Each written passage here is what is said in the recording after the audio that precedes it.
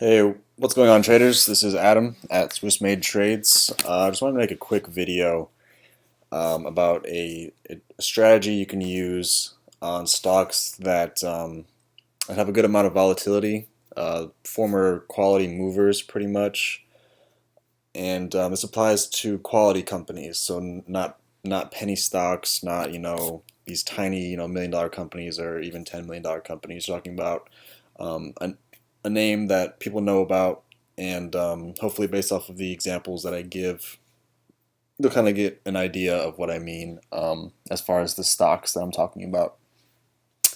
So the basis or the indicators that we'll be using will be the slow stochastics, just the default settings, and the 4-day exponential moving average, 4-day EMA. And you can also use the 9-day EMA in kind of crazy markets, kind of like what we're seeing right now. But I'm just going to be talking about the 4-day EMA because that's what I use whenever I do choose to swing. And I'll mostly use this for swinging stocks. I'll probably use options, seeing as quality companies are usually priced pretty high. So I'd rather just grab some options rather than buy 1,000 shares for 132 grand of Boeing. Um, Not exactly what I'm trying to do. So I will mostly use this with options. So you have your slow stochastics set up down here, and this red line, slow stochastics shows momentum. It's a momentum oscillator, and what you'll be looking for, what I'll be looking at, is this red line. The way I kind of conceptualize the red line is it's buying momentum. So as you can see right here, we're in the middle of this sell-off, and buying momentum is just underneath the selling momentum, obviously. So that's kind of how I conceptualize it. You can go online, go to Investopedia, and you can see how it's calculated and all that good stuff. But for technical analysis, I feel like once you have like a set of rules and you know a system works, you don't necessarily need to know all the ins and outs. Like people use RSI every day. Does everyone know exactly how it's calculated? Definitely not. But it's definitely a useful tool, regardless of whether you know the complete ins and outs of it. So that's just kind of how I conceptualize it. Look it up on your own if you want. But that's what I use it for. So how do you trade using the slow stochastics and the 4-day EMA? So what you're looking for is a stock, a quality stock, that can move, has moved in the past, um, meaning good volatility, healthy volatility. Otherwise, you can't really make money. You're looking for a stock that has been beaten down, whether with the general market or just for no reason at all. And Boeing, to the best of my knowledge, they've just been racking up contracts, and as things kind of heat up or as fear kind of heats up, whether it's in North Korea or in the Middle East, stocks like Boeing, Northrop Grumman, Lockheed Martin, etc., are going to go up because that just means more contracts. The more conflict there is, the more government contracts, hypothetically and realistically, you will get. So Boeing here, if you look at a chart of the general market, you'll see that it's just it's just mirroring the general market. I could actually use this to swing ES, but we're not talking about that right now. So Boeing has been beaten down for no reason other than the general market being beaten down. So that means slow stochastics comes into play. It's a former chart mover. These big swings up and down, especially up. So this fits the criteria. So how do you play it? Well, you want buying power, the red line, to be under 20, and then what you're looking for to enter the trade is for the buying momentum, as I like to call it what you will. It's probably not what it's supposed to be. Waiting for this to reclaim 20. So this line. Completely ignore this other line, this gray line. It's completely unimportant. Looking at this, you want this to reclaim 20. Also, you want it price to reclaim the 4-day EMA, and that's this teal line. So right now it's at 132.50, so it's about 58 cents away. So first looking for slow stochastics, this to reclaim 20, and then you're making sure that price closes above the 4-day EMA. So then what do you do once that happens? You go ahead and buy some call options. Obviously, whenever that happens, we'll be back above the cloud, so that's even another sign you could use if you trade using the cloud. But just talking about slow stochastics right now. So you would get in some call options or a call option, whatever your bankroll allows for, and then, well, what about your risk, right? Whenever you enter a trade, you want to know the risk. That's the first thing you should think about. It's a primary reason I use the cloud, because if you trade off the cloud, you immediately know your risk is either a couple ticks or a point or 2 points below or above the cloud, depending on the direction of your trade. So what's the risk when it comes to playing a slow stochastics pattern? Well, the risk is a close below the 4-day EMA. So say price tomorrow closes at, let's say it jumps up to 135. It'll definitely reclaim the 4-day EMA. And let's just say that slow stochastics reclaims 20 tomorrow also. It's a little beaten down, so it might not, but let's just say hypothetically that happens. So you would be cleared to buy some call options, and then your stop loss would be if price closes below the 4-day exponential moving average. So say in 3 days, price closes below. I mean, in 3 days, if you got a decent profit, you should be taking profits anyway. If you got 10 contracts and you make 20%, maybe take a couple off. You make 50, 60%, take a couple more off. If you're up, scale out. It makes it a lot easier. You pay yourself. Some people are all in, all out, and if that works for you better, that's fine. But for me, psychologically, it makes a lot more sense to take profits on the way up, and then just make the break even for the price of your option. Make the stop loss for the price of your option at the break even point. But on a chart perspective, if price then closes below the 4-day EMA, based on this sort of strategy, the rule is to close the trade. Now, once you start getting if you have a feel for a stock that you've been trading for years or a year, and you know how it acts, and you really know, you're not just saying just because you've been trading it. I mean, just because you've been trading it for a year doesn't mean you know. Been trading ES for a while, and I'm just starting to get sort of confidence to get on a video and say, hey, this is what I think is going to happen, and this is why, and here's why not, and here's what could happen if that doesn't happen. So just be honest with yourself. That's probably the best way when you trade anything. But let's assume you know a market, right? You know a ticker. You know Boeing, backwards and forwards, like the back of your hand, etc. If it closes below the 4-day EMA after you're in, but you have an idea, you have a feeling that it will bounce up. Like say it closes right here at 132.16. But after those couple of days, the 4-day EMA picked up and it's at 133. But you're like, okay, well, we're at the bottom of the cloud. So how about I make my stop loss below the cloud? That's one way that you could alter the rule, that if price closes below the 4-day EMA, you could kind of give yourself, okay, well, we're at the bottom of the cloud, so let's see if the cloud holds. That's something like that is fine. But the rule is, a close below the 4-day EMA, you just cut the trade. We can see if this has worked in the past. Let's go right here. Beginning of October, end of September, there we go. Okay, so we were beaten down. This is when we were coming out of all that volatility in the correction. So clearly, the red line's under 20. Almost reclaimed 20 there, but it didn't. Reclaimed it right here. And you can see that price did close above the 4-day EMA. So you could have gotten some calls here. And it actually closed like right on the 4-day EMA, so you would have been good. and then it gapped down, but then that just started a great run. Let's see, you got in. Let's just say you got in at the top of this. Let's be pessimistic. You got in at 131, say 30, and you held on until this thing was the slow stochastics version of overbought. It's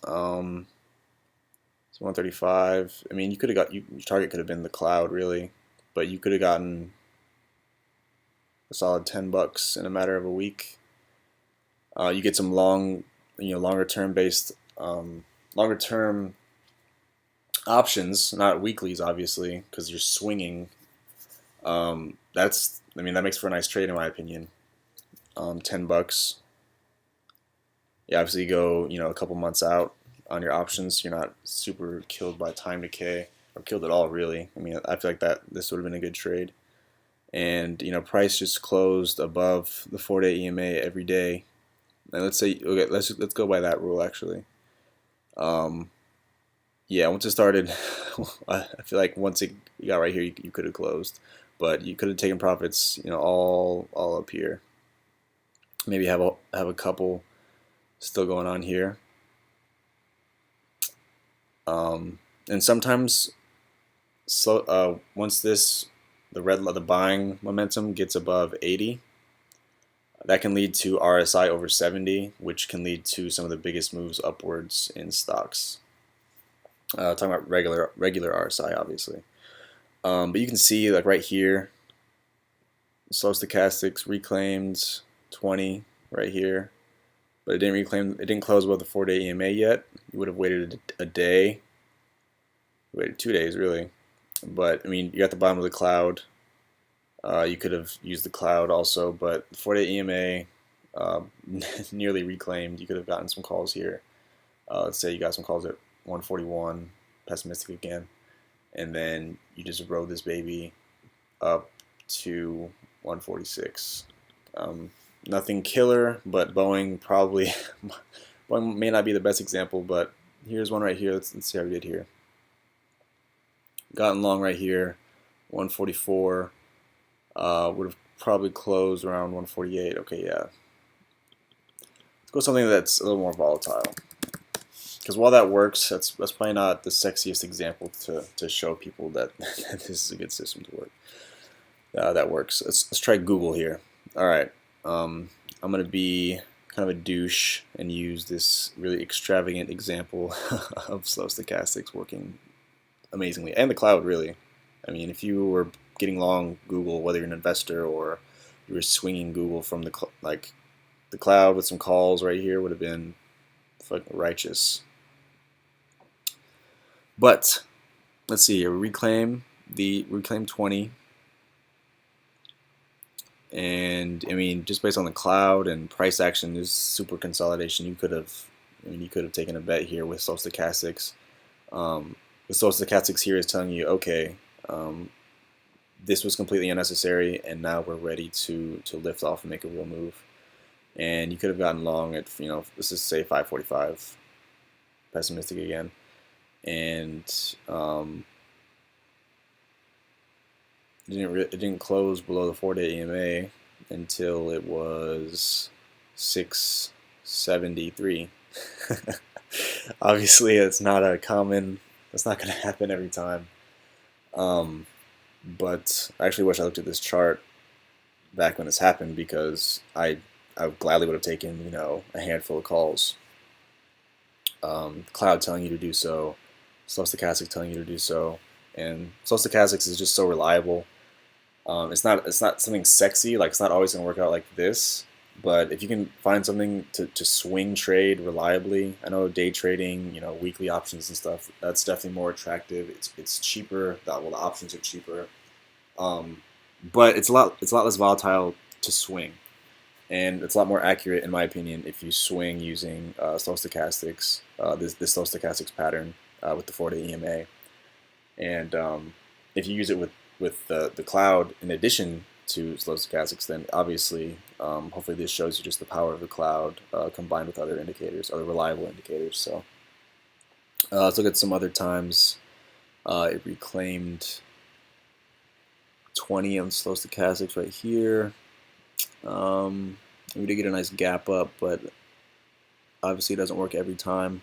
I didn't really close too harshly below the 4-day EMA, so you could have held on, and then you had a $20, $30 spike up. That would have been nice. Down here, beaten down. And at this point, this is when Google really became, this was when FANG, was unleashed on the market. When Kramer started talking about them, funds took notice. It's a nice gap fill. It really became FANG's time, and Apple was, shoved out as this, momentum stock that has these swings that are easily played. Or not easily played, but playable. If you adhere to rules such as this. I mean, this, if the market sort of stabilizes, or even if it doesn't, you can see this perking up. This may be a decent thesis for some calls. I mean, you still have this gap to fill over here, but we'll see how reliable it is just looking at this. So broke 20 here, reclaimed. 48 EMA was all the way up here though, didn't open until here. For me, that's too far away from the time when slow stochastics reclaims 20. If it takes 3 days to reclaim the 4-day EMA, I don't think that's enough to take it to take this trade. You would have gotten in over here, and you would have stopped out for like $5 loss. So if it takes too long to reclaim the 4-day, you wouldn't have taken this trade, I don't think, because by this time Stochastic was already over 30. So it's going over here, knocked down 681 to 614. Yeah, Google, so much potential through options to just make money. Right here reclaims the 4-day, and that's the exact day that it reclaims 20. Yep. So you could have gotten long. Let's just say the top of this candle. Let's call it 639.30. Let's call it 640 for simplicity's sake. And you didn't close underneath the 4-day. Look at that, right at the 4-day. Above, right at it, above. You didn't close underneath until you closed at 680. So $40. Could have swung $40. And would you have held everything until you broke? If you're that type of person, sure. But if you're up 700, if you're up $60 and you're not taking profits up here, then you're insane. Sure, I mean, if that's your system, that's fine. But in my opinion, if you're not taking profits when you're down here, when you have an entry here and then you shoot up, 50, just 40, 50, $60, that's some solid profit you could have gotten. And you can get in the future, because this is obviously a quality chart mover. It's a household name, Alphabet now, which, in my opinion, Google is a much better name. But let's see. The most recent example of reclaiming the slow stochastics. Reclaimed it here, closed above the 4-day. Could have gotten long at 760, let's say, and you would have gone to 780. $20 on Google on a swing. You would be taking all that profit. And if you sold maybe 2/3 of your position and then you held on for break even, then you still made a good amount of profit. Whatever you're sort of scaling in or scaling out, or all in and then scaling out, that is kind of what some people do. You would have made a lot of money, in my opinion. I mean, clearly you would have. It's not an opinion; it's just facts. And here, let's just go ahead and do like a live thing, relevant one. If Google's green tomorrow, it will reclaim it'll reclaim 20 on the slow stochastics. It's already reclaimed the 4-day EMA. So, and almost a 9-day EMA, really. So, assuming the market stays strong, which it's options expiration week, I see this as a potential play just based off stochastics. Now, is it as comfortable to play as playing this right here with the cloud? No, because you have this gap to fill and you have this cloud um, that's really far away as support, and you have overhead resistance for the Kijinsen at 760. But this wasn't beaten down for any specific reason. This was beaten down because of the market, and that's a reason to trade this system. So, assuming Google's green tomorrow, it makes sense to grab to try to swing some calls. It is options expiration, like I said, and any rally that does happen in the next couple days should bring this up with it, just based off of slow stochastics. We've seen that it's reliable. It's been reliable in the past. So, and this works primarily in bull markets, guys. If we're in a bear market, don't try to be like, oh, it's gonna reclaim the 20 and it'll reclaim the 4-day. I mean, sure, it might, but I'm not recommending. Well, I'm not recommending anything, but I definitely wouldn't recommend just trying to use a system that works in a bull market in a bear market. So just be nimble and back test and just wait to figure stuff out. And here's Tesla. Recently broke out of a channel that was on the daily chart. I was kind of ping-ponging here. I was actually buying puts because we were underneath the cloud at every time it hit the top of this channel. 1, 2, 3. We got puts each of those 3 times. And that was just based on the cloud and the channel. There's 2 reasons to take the trade, so I'll take it, And it's kind of peeking over the cloud here, which kind of worried me, but it bounced 2 days in a row. And the second day I was like, okay, yeah, this thing is just going to go down. And the market kind of helped with that too, so thank you. Let's see if stochastics works for it. I won't go back too far. Let's go right here. Let's see, 20. I didn't plan these stocks, by the way. The only one I planned on was Boeing, just based on the chat room. So reclaimed the 4-day EMA barely. Could have gotten long here. Let's say 262. Grab, calls a month and a half out, and 262, and you would have gotten the 52-week high at 268. So $24. Can't complain. So it worked awesome then, and on a huge spike up like that, you would just take profits. Like I said, I mean, you wouldn't. Technically, the system would have told you. I still would have held on here. The system would have told you not to cut until this close underneath the 4-day. But if you have a humongous spike like that, or even like this, personally, I take half of my position off at least. At this huge spike right here, as you're coming up against potential resistance, I may even take the whole thing off. But at least take half off, and just kind of see what happens with the rest. If you took half here and then you took a quarter off here and then you broke even the rest, that's an awesome trade. You don't have to be all in, all out, like I said. Just try to find something, a way, a system. So I know Trading in the Zone by Mark Douglas, I believe. He recommends splitting a position up into 3 pieces, and as soon as the market gives you any sort of profit, let's say on an option, 20% or even 15%, you take a third off.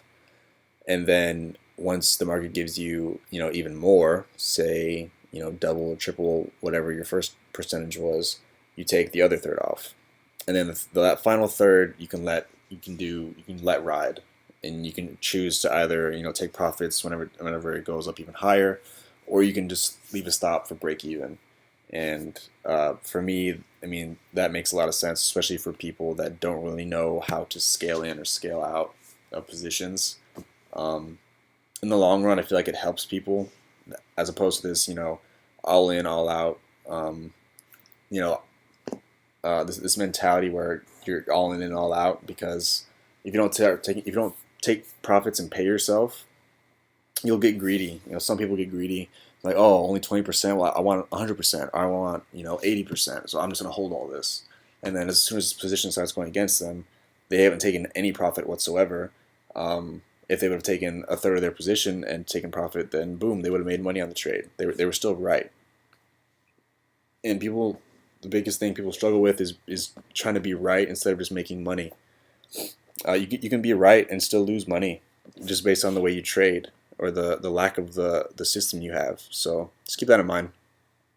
I didn't realize until pointing this out that having a trading, pointing out the stochastic system, that having a trading system is important to this as well. So let's just look at another couple times and just wrap this video up. I know we get to rambling a lot about random stuff that I've read and learned. So let's see here. Reclaim 20 closed slightly below the right at the 4-day EMA. Say slightly below. Let's say you got in here at 242. Boom, gap up. You would take profits on a gap up 242. Peak of this is 260. Rules would have brought you right back down to 242. So you could have scaled out, scaled out, scaled out. By here, at least half my position would be gone as you met the Kijins and resistance. So if not all. If you have this huge spike up and you're way above the 4-day EMA, I would recommend taking at least 50%, if not all of it, off the table, and just be happy because you were right. So pay yourself. So then we get into this channel, and we're looking to the long side here because that's just the way the system works best. If you want to take the opposite and break downs through 80 and then closes underneath the 4-day EMA as an entry, you could look at that on your own time. In bear markets, I'm sure that would probably be the best way to go about utilizing this system to the short side. So with puts obviously. Let's see here. So clear break under 20. Look at that. So here, clear break under 20. Reclaim the 4-day. Could have gotten long at 221. Then top of this channel, which wasn't formed yet, at 230. So 221 to 230 in 2 days, $9.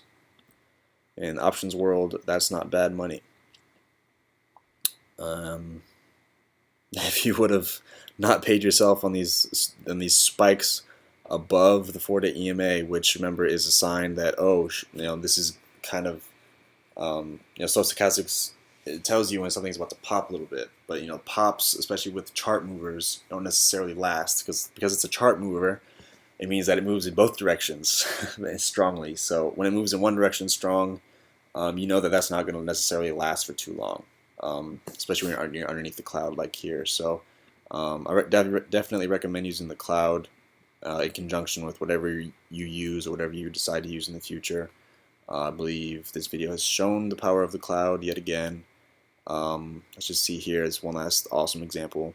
Let's see, it never really dipped below 20, so I won't count that, but that would have been sick. Let's go right here. So we had established a channel by this point, dip below 20, and then right around here we start flirting with the 4-day EMA right as we start crossing 20.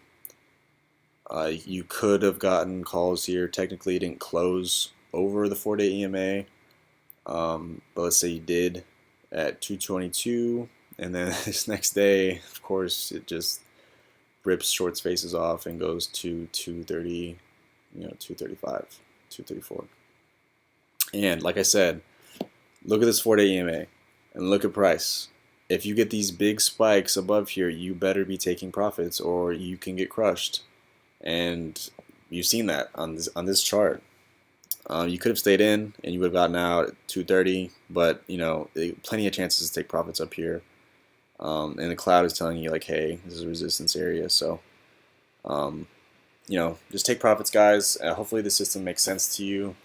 Remember, you're looking for quality chart movers, stocks that give you big swinging opportunities. You're not looking at Visa. Unless you're a long-term investor or something, but this sort of consolidation stuff that's not really a quality chart. You're looking at the Googles. Excuse my dog scratching in the back.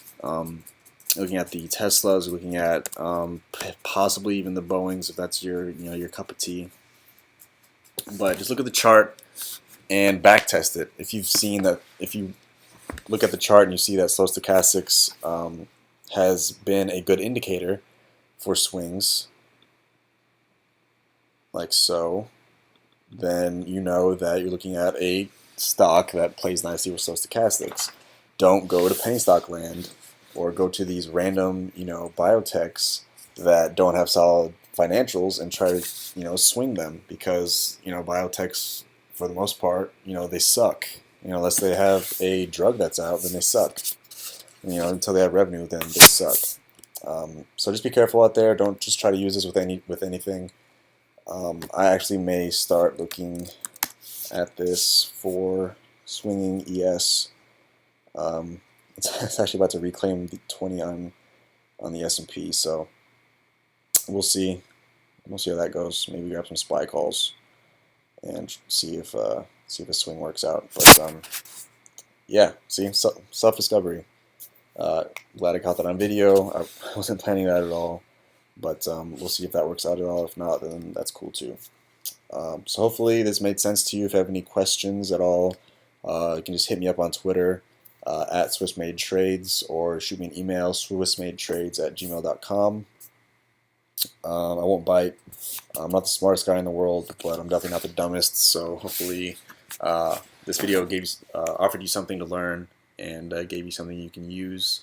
And who knows, maybe you can teach me something. So don't be shy. All right, guys. Good luck to you.